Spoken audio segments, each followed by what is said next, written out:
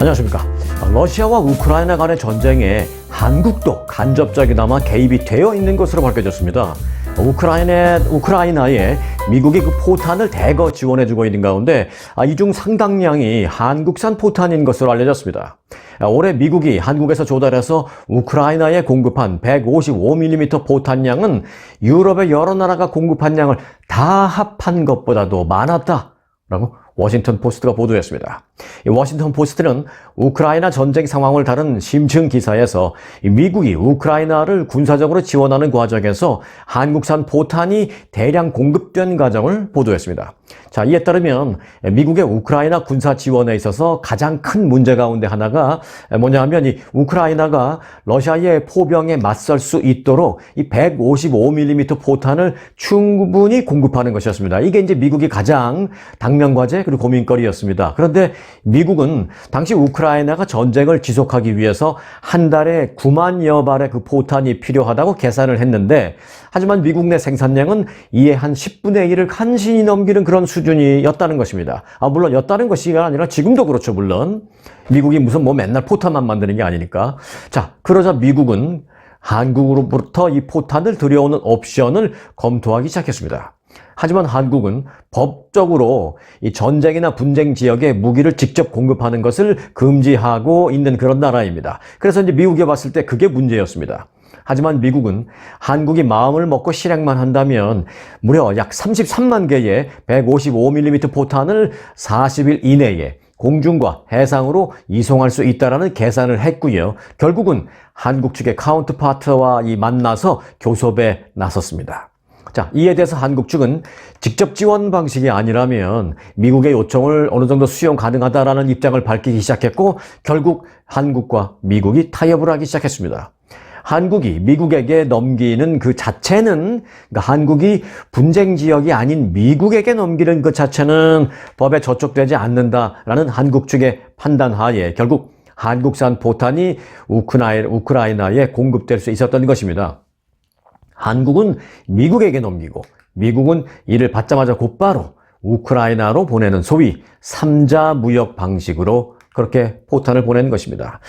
자, 현재 이 우크라이나와 러시아의 전쟁도 계속되고 있죠. 지구상에서 지금 두 개의 전쟁이 벌어지고 있는 거 아니겠습니까? 이스라엘과 가자 지구에서의 전쟁, 하마스와 그리고 러시아와 우크라이나와의 전쟁인데, 결국 지금 그중 하나의 전쟁에는 한국도 간접적으로나마 개입이 되어 있는 그런 상황이 되고 말았습니다. 이런 것도 어찌 보면 위기 상황입니다. 미국의 요청을 거부할 수도 없고 마냥 거부할 수도 없고, 그리고 미국의 요청을 그렇게 따르자니 지금처럼 좀 러시아나 그 다른 중국이나 이런 쪽으로 봤을 때는 상당히 불편한 관계가 될 수밖에 없는 상황인데, 나름대로 이렇게 위기 상황을 한국이 외교적으로 슬기롭게 잘 해결해 나가야 되겠다라는 그런 생각을 할 수밖에 없습니다. 미국이 이렇게 요청하는데 언제까지 거부할 수는 없는 그런 상황이었을 것입니다. 자, 그럼 현재 그 가자지구의 상황은 어떻게 되는지 좀 보겠습니다. 가자지구는요, 한마디로 말해서 민간인의 피해가 지금 기하급수적으로 늘어나고 있습니다. 자, 하마스 대원 1명 사망당 민간인 2명이 사망하는 꼴로 지금 민간인 피해가 늘고 있다는 것입니다. 이 빈대 잡다가 초가삼가 태우는 격입니다. 이 하마스 소탕을 목표로 전쟁 중에 있는 이스라엘이 가자 지구에서 하마스 대원 1명당 민간인 2명꼴로 사망했다라는 부분에 대해서 인정했습니다. 이 가자지구 보건부는 지난 10월 7일에 전쟁 발발한 이후 지금까지 15,900명이 사망했으며 대부분 여성과 어린이라고 밝혔습니다. 이 가운데 하마스 대원 사망자 수는 약 5,000명이 안 된다라는 것인데, 이 같은 내용에 대해서 언론이 보도를 했는데, 이 보도에 대해서 기자들이 이스라엘 군 고위 당국자들에게 물었습니다. 그 보도에 대해서 어떻게 생각하느냐 했더니 이스라엘 군 고위 당국자는 그 수치가 대략 맞습니다 라고 답했습니다. 민간인 피해가 엄청나게 발생하고 있다는 걸 이스라엘도 처음으로 인정한 셈입니다. 이 가자지구 북부를 대부분 장악한 그 이스라엘군은 남부지역 지상전에 지금 속도를 내고 있습니다. 자, 그러면 이 과정에서 또 얼마나 많은 민간인이 사망하게 될지 좀 걱정되는 그런 순간입니다. 네, 전쟁 상황, 양쪽의 전쟁 상황 간단하게 좀 알아봤고요. 자, 지난주부터 영상을 통해서 제가 여러 차례 말씀드린 바 있죠? 비트코인. 이 비트코인이 심상치 않다. 비트코인이 그 가격이 심상치 않게 움직이고 있다라는 그 내용을 말씀드렸는데, 가격 상승이 계속되면서 이 4만 달러를 넘어갈 것 같다라는 말씀을 드린 바 있는데, 이게 4만 달러 넘는 게 문제가 아니라요. 이미 4만 1,000달러도 훌쩍 넘어서 이제 4만 2천 달러를 향해 가고 있습니다. 비트코인은 어제 1,000달러 이상 하루 만에 상승하면서 41,859달러 안팎에서 거래되고 있습니다. 비트코인은 올해 들어서 140% 이상 오르면서 드디어 이제 4만 달러를 넘어섰습니다. 자, 내년 금리 인하 가능성에 주목하기 시작하면서 전 세계적으로 이 비트코인의 상승 랠리가 촉발되고 있는 그런 상황입니다. 자, 그리고 이제 금값은요, 온스당 2,135달러를 넘어서 금값 역시 사상 최고치를 경신했습니다. 금값은 어제 3% 넘게 급등한 온스당 2,135달러까지 치솟았습니다. 기존 최고치인 2020년 8월 7일 장중 최고치였던 2,075달러를 뛰어넘은 것입니다. 비트코인 올라가고 있고요. 금값도 올라가고 있습니다. 금값은 어느 정도 올라가는데 좀 한계가 있을 것으로 예상되고 있습니다만은 비트코인은 이제 42,000달러가 어떤 기준점입니다. 42,000달러를 넘어가게 되면, 지금은 42,000달러 조금 안 되는데 42,000달러가 넘어가게 되면 그 다음부터는 탄력을 받을 것이다 라는 게 대부분 전문가들의 전언입니다. 그래서 일부 전문가들은 42,000달러 넘어가면서 탄력을 받게 되면 5만 6만 달러까지 올해 안에 갈 수 있고, 뭐 급격한 예상을 하는 사람들은 올해 말 되면 뭐 10만 달러까지 갈 것이다, 뭐 이렇게 얘기하는 사람도 있습니다만은, 여하튼 뭐 전망이니까 그런 전망들이 있다라는 것만 좀 참고로 알아놓으시기 바라겠습니다. 자, 몇 달 전에 영상을 통해서 이 트레이더 조에서 냉동김밥 대박 열풍 전해드린 적 있죠?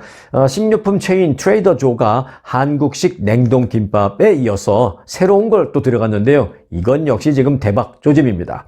트레이더 조가 냉동 소 불고기 제품을 출시했습니다. 밥도 좀 있고 그러는데 이 밥하고 같이 먹으면 아주 맛있다, 뭐 이렇게 거기 그 포장지에 되어 있어요. 냉동 소 불고기 제품을 트레이더조에서 출시했습니다. 자, 이 냉동 소 불고기는 전자레인지에서 4분 내지 5분 정도 조리해서 간편하게 먹을 수 있는 제품이다라고 트레이더조가 홍보를 하고 있습니다.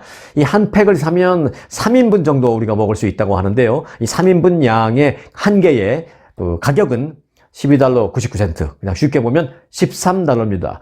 이게 저도 아직은 먹어보지 못했는데요. 한번 사 먹어볼게요. 근데 정말 한 3명 정도가 충분히, 뭐 충분하기까지는 않아도 그래도 3명 정도가 아주 부족함 없이 먹을 수 있는 정도의 양이라면 13달러. 싼 거죠. 이게 이제 트레이더조에서 냉동 소 불고기 제품을 사서 그것만 먹으면 좀 부족할 것이고요. 뭐 2명 정도는 충분할 것이라고 봅니다만은, 하지만 이제 밥하고 뭐 예를 들어서 뭐 김치하고 약간의 반찬하고 이렇게 우리 한국식으로 먹는다면 3명이 먹기 괜찮을 것이다 라는 판단입니다.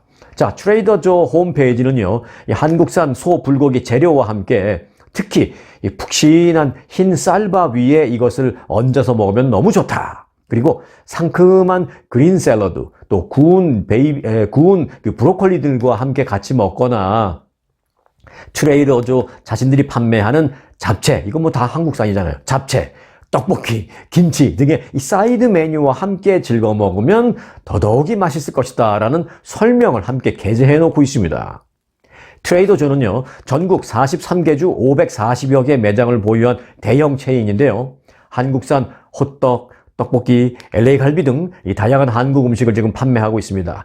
한국 음식 지금 요즘 아주 뜨겁습니다. 핫합니다. 트레이더조 관계자들은 냉동 김밥에 이어서 이번에 소 불고기 제품을 추가하면서 또 한 번 히트 상품이 될 것으로 기대한다라고 전했습니다. 전국적으로 화제가 되고 있는 그 냉동 김밥은요, 경상북도 구미에 본사를 두고 있는 신생식품업체예요. 이 올곧이라는 업체에서 만든 것으로 한 달 만에 김밥 수십만 개에 달하는 무려 250톤 규모의 초도 물량과 처음 주문한 그 물량이 순식간에 며칠 만에 완판된 기록을 남긴 바 있습니다. 유튜브와 틱톡 등 이 SNS에 그 리뷰가 올라오면서 순식간에 이 냉동김밥은 대박을 쳤습니다. 그 냉동김밥 기억하시죠? 가격도 비교적이 아니라 매우 저렴한 3달러 99센트. $4밖에 되지 않아서 미국인들이 부담 없이 구매하는데 일조를 했습니다. 다시 말씀드립니다만은 저희 구독자분 중에 그 트레이더조의 그 냉동 김밥 그 겉 포장 그 디자인을 하신 분이 계세요. 그분이 LA 인근에 사시는 분인데 트레이더조 본사에서 근무하면서 이 디자인 팀에 계시는 분입니다. 그래서 한국 분은 본인 혼자라고 하셨어요. 그래서 이번에 한국에서 그때 이제 냉동 김밥이 오니까 제품은 한국에서 가져오지만 디자인은 그래도 너무 한국적인 것보다는 좀 미국적인 디자인이 낫겠다라는 판단에 트레이더조가 그 디자인, 겉 포장 디자인은 트레이더조 본사에 근무하는 한국인 직원한테 부탁을 해서 의뢰를 해서 그게 그렇게 탄생을 한 것입니다. 자, 이번 냉동 소 불고기 밥도 이제 대박 조짐이 벌써 일고 있습니다. 한번 빨리 가서 먹어보고 싶습니다. 그런데 또 이제 하루 이틀 또는 2, 3일 있다 이번 주말에 가면 또 없는 거 아닌지 모르겠어요. 트레이더조가 가까운 데 있으신 분은 영상 끝나면 빨리 가서 한번 좀 알아보시기 바라겠습니다. 한국에서 온 냉동 프로즌 비프 불고기 꼭 찾아서 맛있게 드시기 바라겠습니다. 네, 팬데믹 사태 이후에 아시아계를 대상으로 한 증오범죄가 미 전역에서 급증하면서 한인들 3명 가운데 1명은 이 증오범죄 피해를 당한 경험이 있다라는 것을 조사할 결과를 통해서 우리가 알게 되었습니다. 퓨 리서치 센터는 지난해 7월 5일부터 올해 1월 27일까지 미국 내 한인 1,146명을 포함한 미 전역 아시아계 주민 총 7,006명을 대상으로 2022-23 아시아계 대상으로 한 증오범죄 실태 설문조사를 했습니다. 조사 결과 아시아계 주민 32%가 코로나 사태 이후에 증오범죄 피해를 당한 아시아계 주변인을 알고 있다. 그러니까 내가 직접 당했다라기보다도 내가 당했거나 또는 내 주변에 있는 사람이 당했다라고 답변을 했습니다. 인종별로 보면 중국계는 39%가 그렇다고 답변했고요. 한국계는 35%, 베트남계는 31%가 본인 또는 주변인의 증오범죄 피해 사실을 경험했거나 알고 있다라고 응답했습니다. 인도계는 21%, 필리핀계 28%, 일본계 28%로 나타났습니다. 자, 좀 세대별로, 제너레이션별로 살펴보면 미국에서 태어난 2세와 3세들은 40%가 그렇게 답변했어요. 조금 의외죠? 1세들보다는 그런 경험이 더 많은 겁니다. 또는 그런 걸 더 많이 알고 봤다라는 것입니다. 이게 어찌 보면 좀 판단의 차이일 수도 있어요. 조금 더 민감하게 판단하면 그렇다고 답변을 할 수 있으니까 그래서 더 높아질 수도 있죠. 2세와 3세가. 1세들은 이제 25%로 나타났습니다. 1.5세는 37%로 나타나서 이 아시아계 주변인의 증오범죄 피해 사실을 알고 있다고 답한 비율이 이렇게 세대별로 조금씩 차이가 났습니다. 그런데 특히 이제 주목할 점은요, 젊은 세대일수록 증오범죄 피해를 당한 아시아계 주변인을 알고 있는 비율이 더 높았습니다.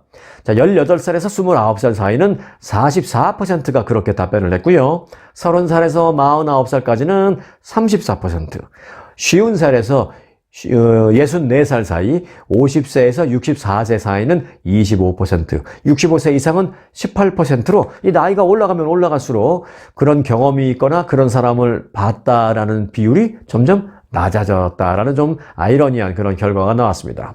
그 여성들의 답변 비율은 35%로 남성 28%보다 여성이 훨씬 더 높게 나왔다라는 점도 특이점입니다. 네, 한국이나 미국이나 이 정치인들 가운데 각종 추문 또는 각종 부패 등에 연루되어서 눈살을 찌푸리게 하는 경우가 많죠. 그런데요, 이 부패한 사람 정치인보다 아예 부패가 뭔지, 부패하고 상관이 없는 이 인공지능, 컴퓨터, AI가 정치를 해준다면 어떨까요? 그리고 그게 가능할까요? 네. 그 답변을 지금부터 말씀드리겠습니다.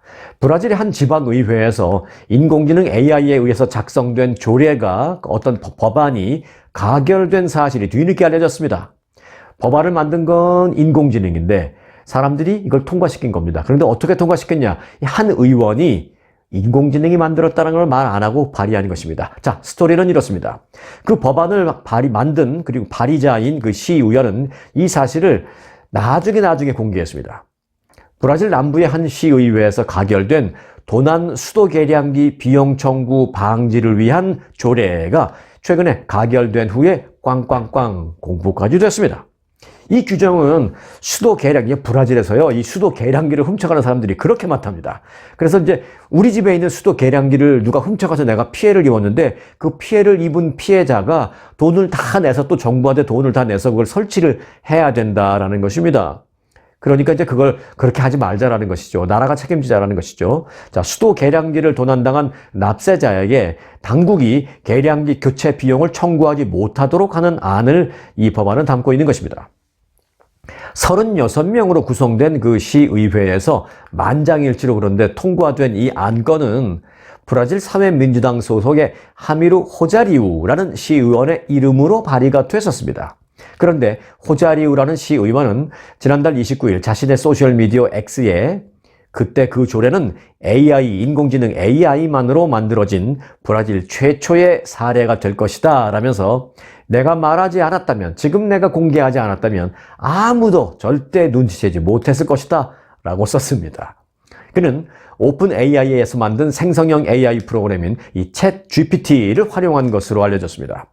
프롬프트로 49개 단어만을 입력했다고 합니다. 그러니까 브라질에 이런 일이 있는데 이런 거를 해결할 수 있는 좋은 방안이 있다면, 좋은 조례안이 있다면 아이디어를 내서 만들어줘 해서 관련된 단어 딱 49개의 단어로 문장을 몇 개 만들어서 입력을 했다고 합니다. 그랬더니, 그리고 엔터를 딱 쳤더니 불과 몇 초 만에 관련 초안 전체를 만들어서 AI가 띄웠다는 것입니다.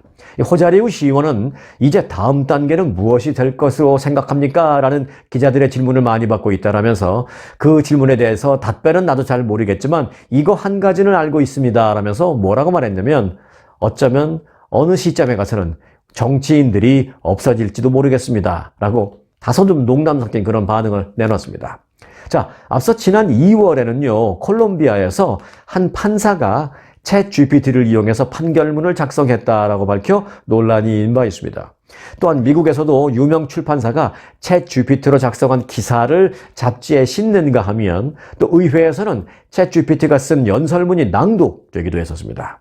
뿐만 아니라 헐리우드에서는요, 인공지능이 영화 스토리를 만들고 또 대본을 작성하는 그런 날이 머지않아서 올 것이다 라는 예상 때문에 작가들이 그런 날이 오더라도 인공지능이 참고로 한 또는 데이터베이스로 사용한 인간이 만든 대본에 대한 저작권을 보호해달라라는 시위까지 벌였습니다. 자, 그런데 이제 브라질의 이번 케이스를 보니까 헐리우드의 작가들만 걱정할 게 아니라 앞으로는 정치인들도 정신 바짝 차려야 할 것 같습니다. 부패한 정치인들에게 민생법안 입법을 맡기느니 오히려 인공지능 AI가 법안을 만들어주는 게 훨씬 더 효율적이고 깨끗한 법안이 나올 것 같다라는 생각입니다.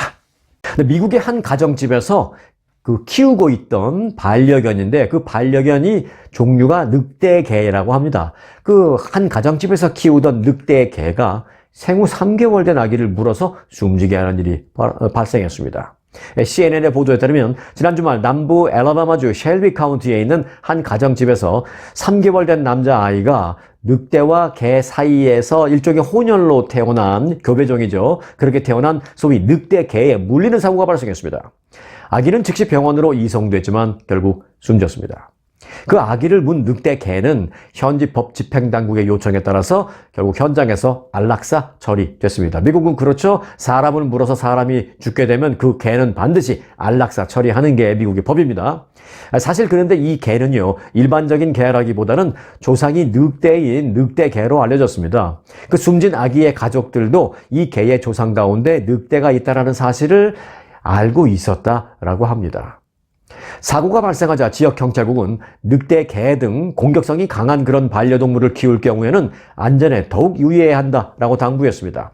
특히 공격성이 있을 수 있는 이런 반려동물들을 키우기로 결정했다라면 자신과 자신 가족뿐만이 아니라 이웃의 안전도 책임을 져야 할 의무가 있다는 것을 반드시 명심해야 한다라고 지역 경찰국은 강조했습니다.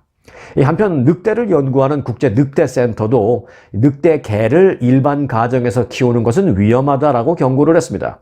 특히 늑대 개 등 이 교배종은 유전적인 특성상 예측 불가능하게 행동하는 경우가 있다라면서 이는 인간에게 위협이 될 수 있다 라고 우려했습니다. 그런데 이제 미국에서는 지난 2020년도에도 미시간주에서 2살배기 여자아이가 늑대 개에 물려서 한쪽 팔을 잃어버리는 등이 관련 사고가 지금 끊어지지 않고 계속 이어지고 있는 그런 상황입니다. 네, 페이스북의 모 회사 메타 플랫폼의 이 마크 저커버그 CEO가 이 대규모 주식을 매각했다라는 소식입니다. 당국에 제출된 자료를 분석한 결과 저커버그의 재산관리 기관이 지난달 총 68만 2천 주의 주식을 처분했습니다. 이는 약 8,500만 달러, 무려 1억 8,500만 달러. 1억, 여기 억이 들어갑니다. 억소리 나는 억이 들어갑니다. 네, 1억 8천만 달러 규모의 매각입니다. 저커버그가 주식을 매각한 것은 지난 2021년 11월 이후에 이제 2년 만입니다. 2년 전에 그 저커버그는 아내의 이름을 함께 넣은 자선단체 첸 저커버그 이니셔티브를 통해서 10억 달러어치를 매각한 바 있습니다. 주식 매각에도 이 저커버그는 여전히 그럼에도 불구하고 이제 메타 지분의 13%를 보유 중에 있습니다. 자, 그러면 얼마나 재산을 갖고 있는 것이냐? 저커버그의 재산은 1,117억 달러에 지금 달할 것으로 추산되고 있습니다. 그러니까 이제 이번에 매각한 주식 약 1억 8,500만 달러어치라고 제가 말씀드렸죠? 그러니까 그 어마어마한 1억 8,500만 달러어치의 주식을 매각했지만 전 재산의 약 한 600분의 1 정도에 불과한 것입니다. 이번 주식 매각 이유는 알려지지 않았습니다만은 저커버그와 아내 이 프리실라 첸은 그들 재산의 99%를 평등을 증진하고 질병을 치료하는 것과 같은 그런 자선 사업에 쓰겠다라고 이미 밝힌 바 있습니다. 그들이 밝힌 바에 따라서 이렇게 단계적으로 차근차근 하는 것입니다. 그럼 자신들은 전 재산의 1%만 남기고 다 순차적으로 기부하겠다라는 것인데 전 재산의 1%만 하더라도 이 10억 달러 훌쩍 넘는 그런 그 자산을 갖게 됩니다. 그러니까 그리고 또 이제 이게 또 현금이 아니고 주식이니까요. 앞으로 세월이 가면 갈수록 추가적으로 주가가 오를 가능성이 높고 그러면 자신들이 남기겠다는 그 1%의 가치도 지금으로 보면 한 10억 달러 정도 되지만 결국은 20억, 30억 달러가 될 수도 있다라는 것입니다. 그러니까 1%만 남기고 다 기부해도 충분하죠. 정말로 충분하죠. 우리 기준엔 그렇습니다. 네, 보너스 뉴스 전해드리겠습니다. 오늘 보너스 뉴스의 제목은요, 간만의 한국 뉴스입니다. 네, 윤석열 대통령이 어제 개각을 단행한 가운데 이번 개각에서는 관료와 전문가 그리고 여성들의 약진이 두드러졌다라는 평가입니다. 또 이번에 교체된 6명 가운데 3명이 서울대 출신이었지만 발탁 인사 가운데는 1명 이번에 그러니까 지난번에 관리들은 6명 중에 3명이 서울대였지만 이번에 발탁된 인사 가운데서는 1명만 서울대 출신이다라는 점도 눈여겨볼 만한 점입니다. 왜냐하면 윤석열 대통령이 서울대 출신이니까 다 자기 동문들만 끌어들이는 거 아니야? 네, 이런 얘기가 나오니까 그런 것도 신경 쓰겠죠. 그래서 속칭 서오남, 한국에서는 서오남이라는 말이 있었습니다. 그건 뭐냐면 서울대 출신 50대 그리고 남성 그러니까 서울대 출신 50대 남성, 즉 서오남이 주류였던 기존 내각의 그런 프로필과는 좀 달라진 그런 분위기입니다. 내년 4월 총선을 앞두고 정치인 출신이 대거 빠진 데다가 경제부처 중심으로 한 인선이어서 이 같은 배치가 이루어진 것으로 풀이됩니다. 자, 이번 교체된 장관은 기획재정부, 농림축산식품부, 국토교통부, 해양수산부, 중소벤처기업부, 그리고 국가보훈부 등 6명입니다. 자, 이 가운데 이 6명 가운데 남성 3명, 여성 3명입니다. 자, 먼저 여성 장관 후보자를 보면 농식품부 장관의 송미령 전 한국농촌경제연구원 부원장, 또 중소기업부 장관 후보자의 오영주 외교 2차관, 그리고 보훈부 장관 후보자의 강정애 전 숙명여대 총장이 각각 임명됐습니다. 그리고 남성은 기재부 장관 후보의 최상목 전 대통령실 경제수석, 그리고 국토부의 박상우 전 한국토지주택공사 사장, 해수부 장관 후보자의 강도형 한국해양과학기술원 원장 등이 있습니다. 출신 대학별로 보면요, 서울대 출신은 앞서 말씀드린 대로 이제 1명 있고요. 그리고 이제 예를 들어서 서울대, 고려대, 연세대를 소위 스카이라고 하잖아요. 이 스카이 출신으로 조금 범위를 넓혀도 2명밖에 되지 않습니다. 최상목 후보자가 서울대 법학대 출신이고 박상우 후보자가 고려대 행정학과 출신입니다. 자, 그리고 나머지들, 예를 들어서 이제 송미령, 그리고 오영주 두 후보자는 이화여대 정치외교학과를 나왔고요. 강정혜 후보자는 숙명여대 경영학과 나왔습니다. 그리고 강도형 후보자는 인하대 해양학과를 나왔습니다. 출신 대학이 이전보다는 훨씬 좀 다양해졌다라는 그런 평가입니다. 그리고 출신 지역으로는요, 서울 출신이 최상목, 강정혜 후보자 2명, 영남 출신이 부산 출신으로 박상우 후보자, 그리고 경남 출신이 오영주 후보자, 이렇게 부산, 경남 1명씩 영남 지방이 2명이고요. 호남 출신 이번에 발탁된 사람은 없어요. 그리고 충남 논산 출신의 송미령 후보자 1명, 그리고 제주도 출신 강도형 후보자 1명 등이 있습니다. 평균 연령을 보니까 59세로 이 직전의 내각과 같은 그런 평균 연령을 기록했습니다. 네. 순수 한국 내 기술로 개발된 그 상용 지구 관측 위성이 어제 궤도 진입을 했습니다. 그리고 이제 궤도 진입을 한 데 이어서 지상과의 안정적인 교신에도 성공했다라는 반가운 굿 뉴스를 좀 전해드리겠습니다. 이 위성은요, 발사 뒤에 성공적으로 로켓에서 분리돼서 우주 궤도에 진입을 했고, 한화 시스템 용인연구소 위성관제센터에 첫 신호를 보낸 데 이어서 이제 쌍방교신에도 성공했습니다. 지상과 위성, 위성과 지상, 이렇게 쌍방교신에도 성공했습니다. 자, 순수히 대한민국 기술로 만든 이 위성은요, 에너지 탐사, 자원 모니터링, 재해, 재난 감시, 기후, 환경 감시, 건설 인프라, 그리고 안보 분야 및 분쟁 지역에서 활용도가 높을 것으로 예상되고 있습니다. 이 한화 시스템은 지난 수년간 정부의 기술 지원과 자체 기술력을 결집해서 이 위성을 개발 제작했다고 밝혔습니다. 이 한화 시스템은 앞으로 제주도에 위성 개발, 위성 제조 시설인 한화 우주센터를 구축하고 제주도와 협력을 강화해 나갈 계획이다라고 밝혔습니다. 북한도 얼마 전에 근데 군사 정찰 위성을 쏘아 올린 걸 잘 아시죠? 북한도 이제 정찰 위성을 얼마 전에 쏘아 올렸다라고 천명을 했습니다만은 사실 전문가들의 평가는 북한의 위성 정밀도는 이번에 한국이 성공한 그 위성과는 정말 비교도 안 된다. 비교 자체가 불가능하다. 솔직히 비교 상대가 안 된다라고 그렇게 얘기하고 있습니다.